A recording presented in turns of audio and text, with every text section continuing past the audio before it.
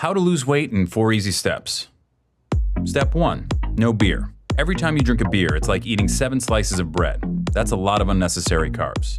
Step 2, portion control. When eating out at a restaurant, cut your meal in half and ask for a takeout container to save the rest for later. Step 3,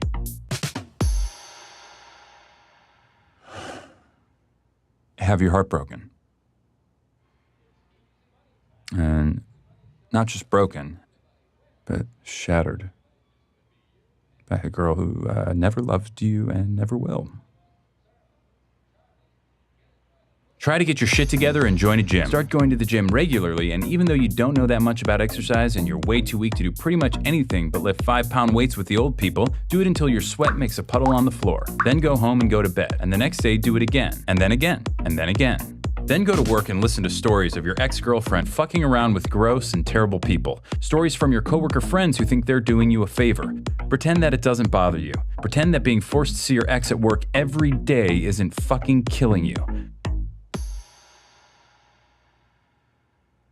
Pretend that everything's fine. Go to the gym and make more puddles of sweat. Buy books. Learn about different muscle groups and how they work together. Plan out your week of meals. Try to forget her. Back to the gym, more puddles of sweat. You're a piece of shit. You are a piece of shit. You are a piece of shit. After the gym one night, go all the way up to the top of the parking garage and walk all the way to the back. Look out at the lights of the skyscrapers of downtown and think about how every single one of those office lights represents a person. Try to imagine how they feel, what they're doing. Then realize that most of those lights are probably shining into offices with no one in them. Realize you're alone, that you're staring at no one. Become cripplingly depressed and try to locate your car. Go to sleep, go back to work, go to the gym, sweat, freak the fuck out on your ex, the next day apologize. One day she wears the necklace you bought her and tells you that she got it from someone really special. That night, you discover that Slayer's Angel of Death might be the perfect song to do squats to. Start to make friends at the gym. You used to look down on bro nods and fist bumps, but since that's how gym rats communicate, that's become the language you speak most often. Max and you spot each other on Wednesdays, Vinny and you spot each other on Fridays. It's important not to forget that you're a piece of shit. Work, gym, food, sleep, over and over. More fist bumps, more sweat puddles. Your body changes slowly, then all at once. You hit your goal weight, pick a new one, then hit it again. You go out and buy new clothes. You receive wave after wave of compliments. Your ex tells you that she's seeing someone else. Fucking bullshit. That night you go to the gym. You run farther and lift more than you thought your body was capable of. You go home and eat a single chicken breast and steamed vegetables. You go to sleep. You dream of a bottomless black puddle. No.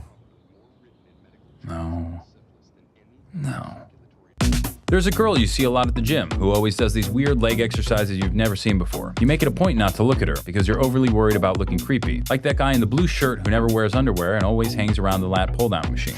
But you notice this girl is always at the gym when you are and seems to always choose the bench next to you. You turn up the Slayer and concentrate on making your puddles bigger. At work, your ex parades her new boyfriend around, flatly ignoring you the entire time. He's taller than you, in better shape than you, and significantly better looking than you.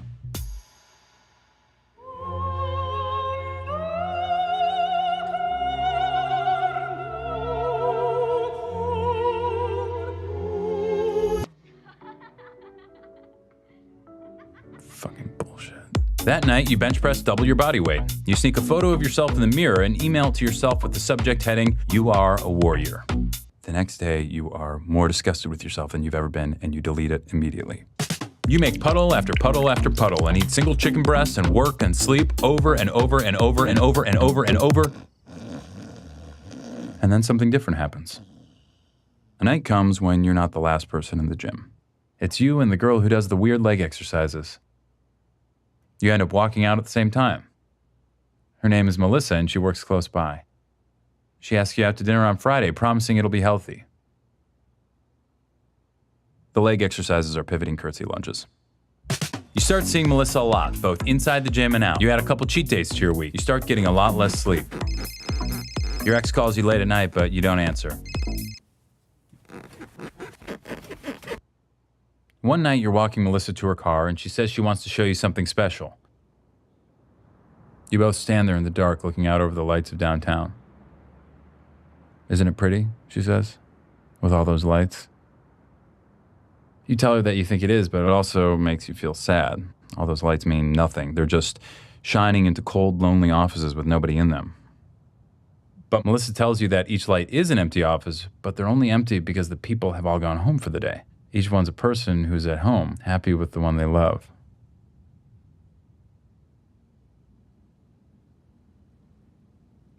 You look at her in the lights, and she smiles. Something in your chest expands.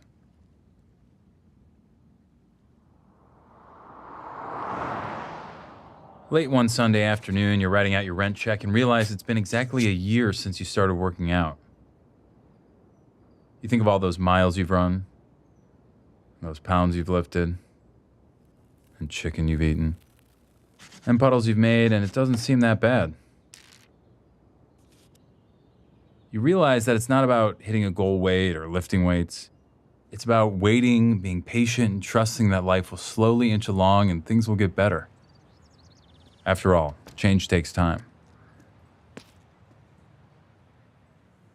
But time is all it takes. Step 4, no fruit juice. Too much sugar.